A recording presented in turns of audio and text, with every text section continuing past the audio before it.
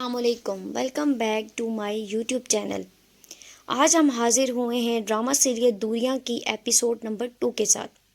آج ہم آپ کو بتائیں گے کہ ایپیسوڈ نمبر 2 میں کیا ہوا۔ ایپیسوڈ نمبر 2 کے پارٹ فرسٹ میں نمرا اپنی دادو کے ساتھ بیٹھی ہوئی ہے اور ان سے کہتی ہے کہ آپ کو دادو میری دوست سکھا یاد ہے؟ تو وہ اس سے کہتی ہے ہاں۔ تو ہانیہ انہیں بتاتی ہے کہ اس کی شادی ہے، اور مزے کی بات یہ ہے کہ اس نے مجھے شادی پر انوائٹ کیا ہے، میرے ساتھ ساتھ میری دوسری دوست انیلا کو بھی شادی پر انوائٹ کیا ہے۔ دادو پوتی آپس میں باتیں کر رہی ہوتی ہیں کہ اتنی دیر میں نمرا کی چچی وہاں آتی ہیں اپنے بیٹے کے ساتھ، اور وہ ان سے کہتا ہے کہ دادو مجھے کچھ پیسے چاہیے، میں ایک بائک خریدنا چاہتا ہوں۔ اس پر دادو اسے کہتی ہیں کہ میرے پاس پیسے نہیں ہیں۔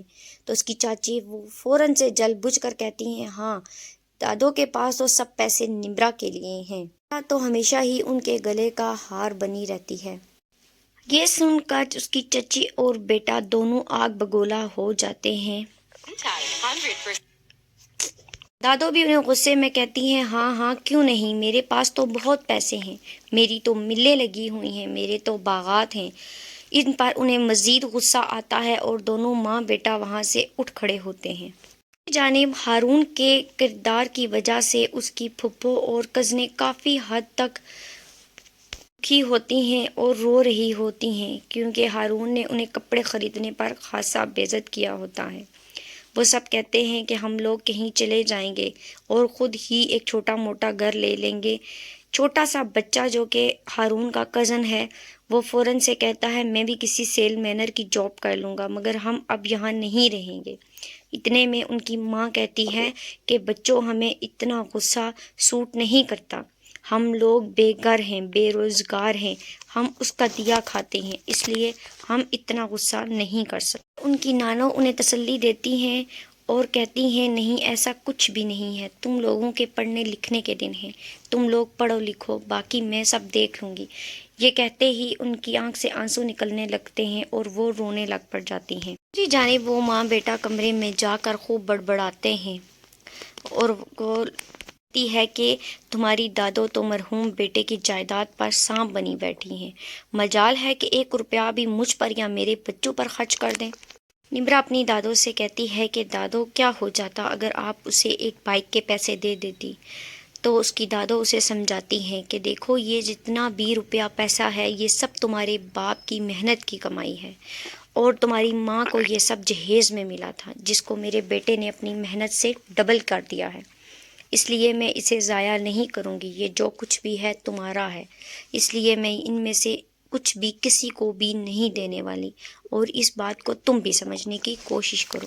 نمرا نادان بھی ہے اور وسیع دل کی بھی ہے، وہ سخاوت مندی میں رہتی ہے، اس کا تو دل کرتا ہے میں سب کے لیے ہر ایک چیز خریدوں، مگر اس کی دادو اسے یہ سب کرنے سے ہمیشہ منع کرتی رہتی ہیں کہ اس کی چچی ایک خاصی لالچی عورت ہے اپنے بچوں سمیت۔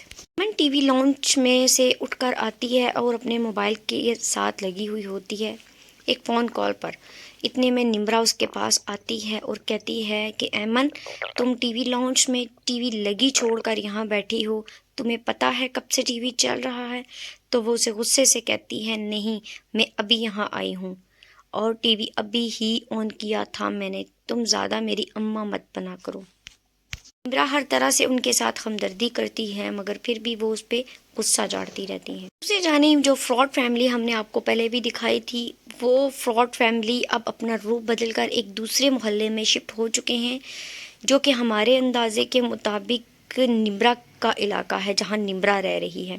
وہ ماں بیٹا وہاں آتے ہیں، بیٹا اپنی کلین شیپ کر چکا ہے، اپنا حلیہ چینج کر چکا ہے اور ایک عالی شان مکان لے کر وہاں رہ رہے ہیں۔ عالی شان مکان لینے پہ اس کا بیٹا اس سے کہتا ہے اماں اتنی بڑا گھر لینے کی کیا ضرورت تھی، کیوں پیسے ہوا میں اڑا رہی ہو؟ تو وہ اسے بتاتی ہے کہ یہاں پر سستے گھر مل جاتے ہیں، اپنی ریپوٹیشن بنانے کے لیے میں نے یہ گھر کرائے پہ لیا ہے، اور اب میں ایک کام والی بھی رکھوں گی، کیونکہ کام والی رکھنے سے لیول اور بڑھ جاتا ہے اور ہم لگتا ہے کہ ہم کسی امیر گھرانے سے تعلق رکھتے ہیں۔ اتنے میں ان کے گھر میں ایک ڈول بیل بجتی ہے، وہ دروازے پر جاتا ہے تو ایک لڑکی ہوتی ہے جسے اس کی ماں نے ملازمہ کے طور پر رکھا ہوا ہے۔ اس کی نظر جیسے ہی اس لڑکی پر پڑتی ہے تو اس کی لالٹیں ٹپک جاتی ہیں اور وہ اسے دیکھنے لگتا ہے۔ اس کا پیچھا کرتا کرتا کچن تک چلا جاتا ہے اور کچن میں جا کر اسے کہتا ہے، میرے لیے ایک کپ چائے بنا کر لے آؤ، میں اپنے کمرے میں ہوں۔ وہ ملازمہ جیسے ہی چائے لے کر اس کے کمرے میں جاتی ہے تو وہ اسے دیکھ رہا ہوتا ہے، بہت ہی گندی نظر سے اسے دیکھتا ہے۔ وہ ملازمہ گھبرا جاتی ہے اور اسے چائے دے کر باہر آ جاتی ہے۔ دوسری جانب نمرا کی دوست انیلا اس کے گھر آئی ہوتی ہے تو نمرا نے اس کے آنے کی خوشی میں خاصا اہتمام کیا ہوتا ہے۔ اس کی چچی آ کر بیٹھتی ہے، وہ اپنی چچی سے کہتی ہے، چچی آپ بھی کباب لیں، تو اس کی چچی جلے سڑے لہجے سے کہتی ہے، ہاں بھائی ہمیں بھی ایک دے دو، ویسے ہمیں کہاں یہ کھانا نصیب ہوتے ہیں، یہ سب اہتمام تو انیلا کے لیے کیے جاتے ہیں۔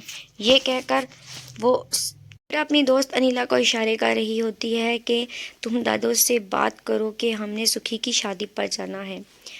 وہ اپنی دوست کو بار بار اشاروں میں یہ بات بتا رہی ہوتی ہے۔ اتنے میں دادو اسے دیکھ جاتی ہیں اور کہتی ہیں، کیا بات ہے؟ تو انیلا بتاتی ہے کہ سکھی کی شادی ہے اور ہم دونوں اس شادی پر جانا چاہتی ہیں، اگر آپ کی اجازت ہو تو دادو مان جاتی ہیں، کیونکہ انیلا کے ساتھ نمرا بھی اور اس کے ابو بھی جا رہے ہوتے ہیں، اس لیے دادو کو ماننا پڑ جاتا ہے اور وہ دونوں گاؤں میں شادی اٹینڈ کرنے کی تیاری کرنے لگ جاتی ہیں۔ جانے وہی فراڈ فیملی ایک رشتہ کروانے والی عورت کو بلاتی ہے۔ یہ رشتہ کرانے والی وہی عورت ہے جسے نمرا کی دادو نے بلایا تھا۔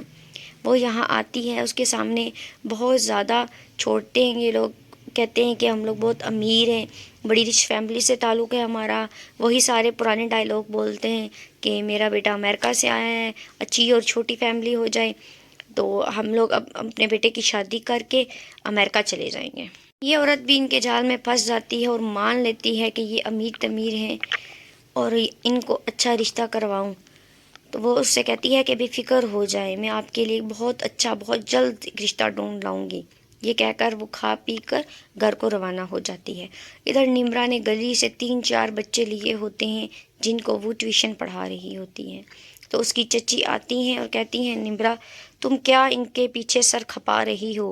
ان لوگوں نے تو گلی میں بھی نہیں پڑھنا اور گھر میں بھی نہیں پڑھنا، تم صرف اپنا ٹائم ضائع کر رہی ہو۔ تو نمرا کہتی ہے، کوئی بات نہیں چچی، اگر میرے کچھ پڑھا جانے سے انہیں کچھ آتا ہے تو یہ میرے لیے بھی خوشی کی بات ہے۔ دوسری جانب ہارون کو اس کا دوست فون کر کے کہتا ہے کہ میرے گھر میں ایک ایونٹ ہے اور میں تمہیں انوائٹ کر رہا ہوں، اگر تمہارے پاس فرصت ہو تو میرے گاؤں ضرور آنا۔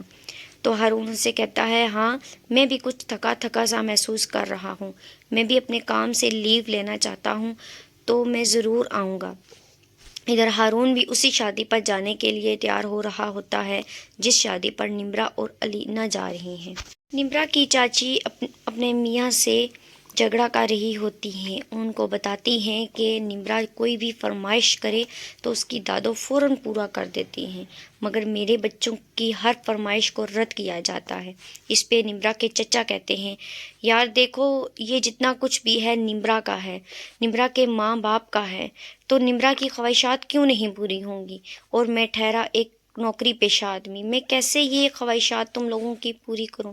اسے سمجھانے کی کوشش کر رہا ہوتا ہے، مگر اس کی چچی ایک خاصی لالچی عورت ہے جو اس بات کو سمجھنے سے صاف انکار کرتی ہے۔ ہارون کی دادو نے گھر میں بھی ایک اپنی دوست کو بلایا ہوا ہوتا ہے، وہ وہاں بیٹھی باتیں کر رہی ہوتی ہے اپنی بیٹی اور نواسیوں کے ساتھ۔